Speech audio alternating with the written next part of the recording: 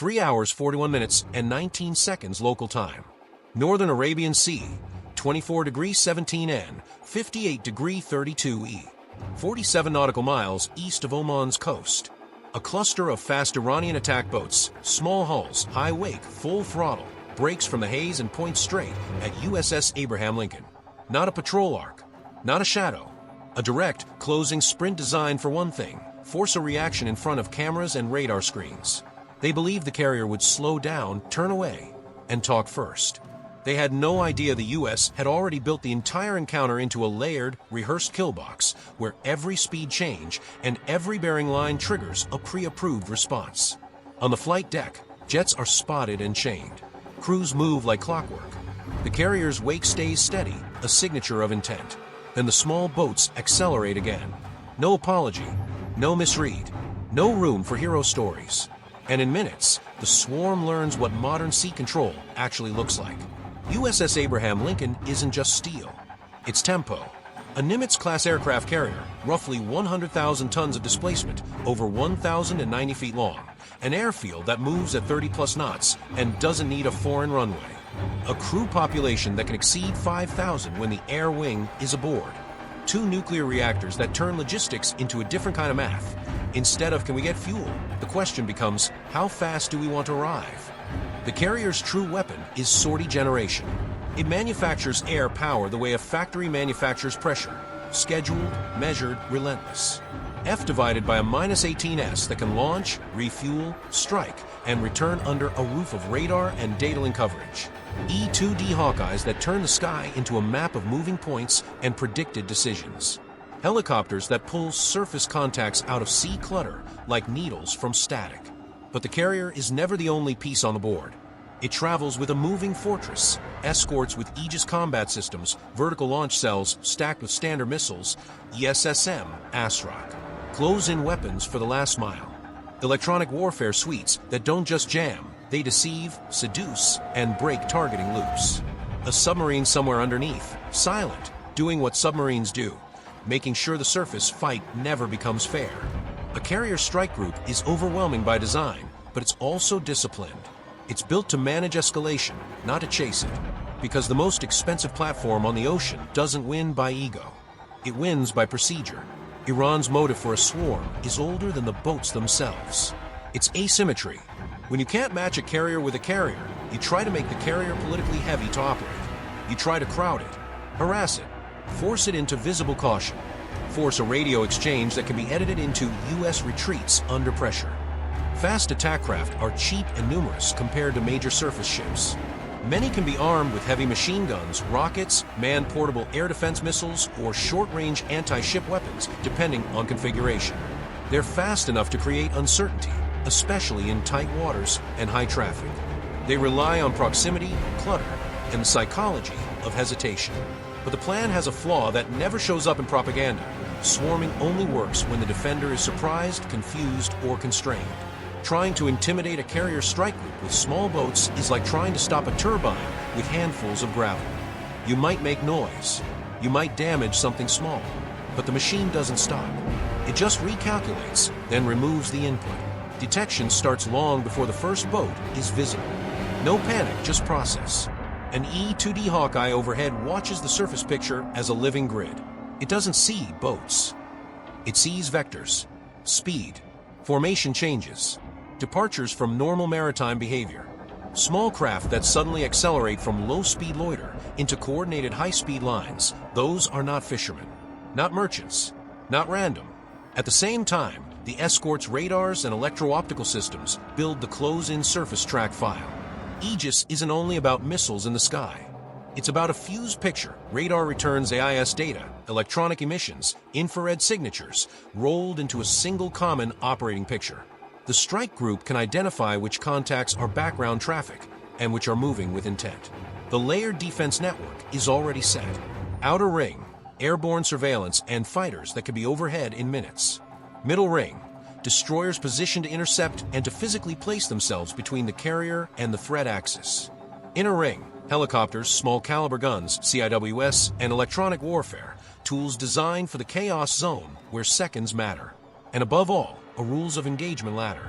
Clear steps, Clear triggers. Clear authority. The kind of structure that prevents mistakes when adrenaline tries to take the wheel.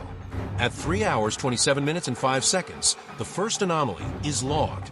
A cluster of small surface contacts forms on the carrier's forward starboard quarter, just outside the closest escort's immediate warning arc. Speeds increase from 12 knots to 30 plus. Wake sharpen. Spacing tightens. At 3 hours, 29 minutes and 18 seconds, the escort screen shifts. Not dramatically, just enough to thicken the shield. One destroyer edges into a position that forces any inbound craft to pass within overlapping fields of fire and observation. The carrier maintains course and speed because the carrier's steadiness is part of the message. At 3 hours, 31 minutes and 2 seconds, initial bridge-to-bridge radio hails go out on guard. Clear, formal, repeated, identification, intent, instruction. The words are chosen to be unambiguous for anyone listening because in modern operations, you speak for the record as much as for the adversary. The answer is not cooperation. It's silence. Or worse, casual chatter on other channels designed to imply they're not taking you seriously. Here's what makes this fascinating. Swarms are not primarily a firepower tactic. They're a decision compression tactic. They try to force the defender to decide under time pressure in a cluttered environment with cameras rolling. The weapon is not the boat. The weapon is the defender's hesitation. The U.S. response begins before the swarm reaches drama range. At 3 hours, 33 minutes and 40 seconds, an MH-60 helicopter lifts off the deck of an escort and moves low over the water to establish positive identification. Its sensors, electro-optical, infrared, turn tiny fast craft into clear images. Hull types, crew posture, weapon mounts, flags, and formation behavior. From above, the helicopter also acts as a psychological wedge. Small boats are brave when they're anonymous. They become cautious when they are individually seen. At 3 hours, 35 minutes and 12 seconds, fighters on deck are brought to higher readiness posture. Not launched yet, just staged so that a decision can become airborne power fast. On a carrier, readiness is a dial, not a switch. At 3 hours, 36 minutes and 55 seconds, the swarm splits into two elements. One cluster aiming to cross the carrier's bow at close range, another cluster angling toward the escort line to provoke a localized confrontation. It's a classic tactic. Make the defender pick which threat is the real one, then exploit the gap. At 3 hours, 38 minutes and 20 seconds, the escort issues a sharper warning. Range is now measured in nautical miles, not tens of miles. The tone remains calm because calm keeps you lawful. But the content tightens. Stand off. Alter course. Reduce speed. Identify yourselves. Still, the boats accelerate.